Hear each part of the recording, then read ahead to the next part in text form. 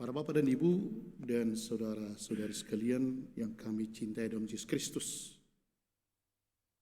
cemburu dekat memang dengan iri hati ya. Tapi cemburu masih lebih normal lah. Cemburu itu sebenarnya manusiawi, bisa negatif, bisa positif. Ya, katanya kalau tanda cinta harus ada cemburu. Dengan itu ada seorang cewek yang sangat suka pada cowoknya gitulah.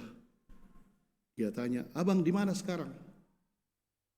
"Lagi ngisi pulsa," katanya. Yang menjual pulsanya cewek atau cowok? Cewek lah. Datang dia, si cewek ini. "Kalau gitu, jangan kasih nomormu sama dia."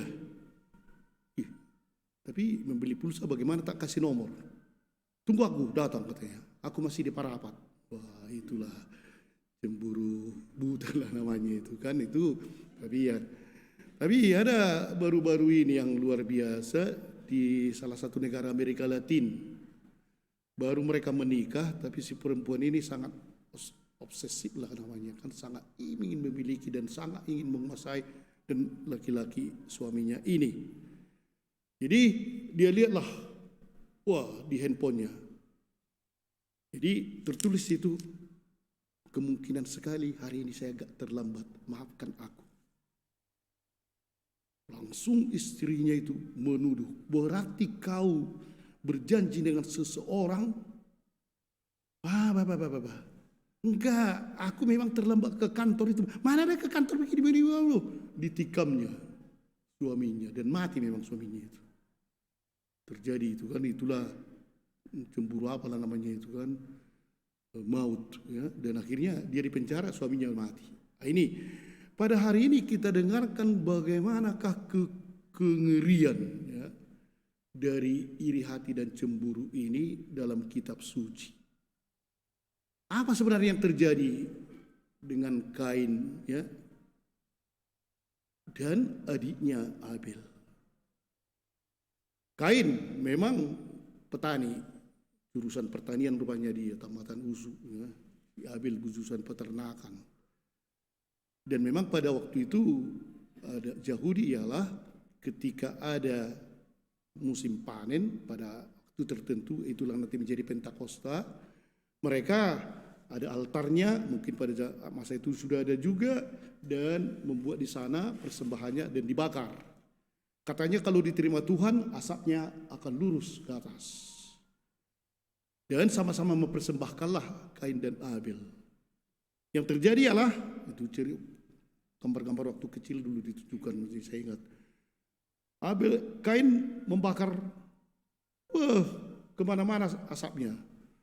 Ke sana kemari, pokoknya sepertinya tak diterima Tuhan. Dan dia lihat adiknya, wah ada lemak di sana, lemak kambing, lemak lembu, dan langsung naik. Mungkin Tuhan suka. Dan disitulah kecemburuan itu, iri hati itu, "Kau diterima oleh Tuhan Yahweh, aku tidak." Waktu itu belum dibunuhnya, namanya teknik-teknik iri hati kan hebat juga. Akhirnya pada suatu hari dibawanya lah ke ladang, "Ayo dulu kita pergi." Dan disitulah dipukulnya adiknya ini, mati pula kan. Kalau hanya pingsan tidak apa-apa, ini mati ya. Para bapak dan ibu, apa sebenarnya yang terjadi kalau memang kecemburuan itu akibatnya memang sangat buruk? Lihatlah orang yang pada umumnya penuh iri hati, agak angker mukanya itu. Terus dia cemburu. Kalau iri hati gitu dia, cemburu lagi. Oh tak pernah itu senyum, jarang. Dan memang stres itu. Kalau stres kita tahulah lama-lama sakitnya itu kan. Kalau ada COVID langsung mati itu, karena dia memang imunnya tidak kuat. Juga memang pada umumnya kecemburuan itu, iri hati itu merusak mental. Mental kita jadi rusak, kita tidak bisa lagi melihat kebaikan, yang kita lihat keburukan. Yang ngeri juga kan, kacamata kita ditukar semua. Udah cantik kali pun orang nyeleh. Cantik, yang lain pun bodat itu pun cantik katanya bulan. Entah apa dibilangnya kan. Udah nilai 9 pun 10. Aku pun bisa 11 katanya bulan kan. Entah apa dibuat-buatnya karena rusak mentalnya. Dan akhirnya orang yang seperti ini komunikasi dengan luar akan putus. Dan kemudian kepercayaan akan putus juga, tidak lagi kepercayaan. Memang para bapak dan ibu dan saudara sekalian, orang yang seperti ini yang diliputi oleh dosa, pada umumnya memang tak bisa menguasai diri. Kita kalau kita katakanlah ada iri hati dan ditutupi oleh dosa, tak bisa kita menguasai diri. Sedikit saja disentil, bang, meletus. Kalau kita lihat di keluarga kita mungkin ada juga begitu kan. Bapak yang selalu angker mukanya, marah-marah, bahaya sekali itu kan. Ditutupi oleh dosa dan seterusnya. Dan memang rupanya dosa itu sudah menguasai dia dari dalam. Bukan lagi dari luar datang, sudah di dalam. Dan juga memang dia manusia seperti ini terperangkap dan tidak bisa lagi menguasai diri. Karena itu tadi mukanya muram dan angker. Dia memang begitu, sudah namanya dia terperangkap oleh dosa. Dan inilah yang namanya dikuasai kegelapan. Dan itulah rupanya yang terjadi kepada si Kain. Dia dikuasai kegelapan, adiknya sendiri. Bayangkanlah adik sebenarnya kan, waktu kecil mereka main-main, tapi semua itu tak dilihatnya lagi. Karena memang kegelapan itu menguasainya dan sedikit saja dia gampang akan jatuh dalam dosa. Kalau dikatakan pikirkanlah apa yang kau buat ini, tak mau dia merefleksi diri. Selalu membenarkan diri orang itu yang salah. Inilah si Kain. Dan akhirnya yang terjadi ialah Kain sesudah pembunuhan itu dia tidak bertobat, tidak mau mengakuinya. Akhirnya dia dikutuk oleh Tuhan menjadi pelarian di gurun pasir seumur hidup. Terus dia bergerak, terus lari, terus lari. Kasihan juga memang orang ini kan sampai mati.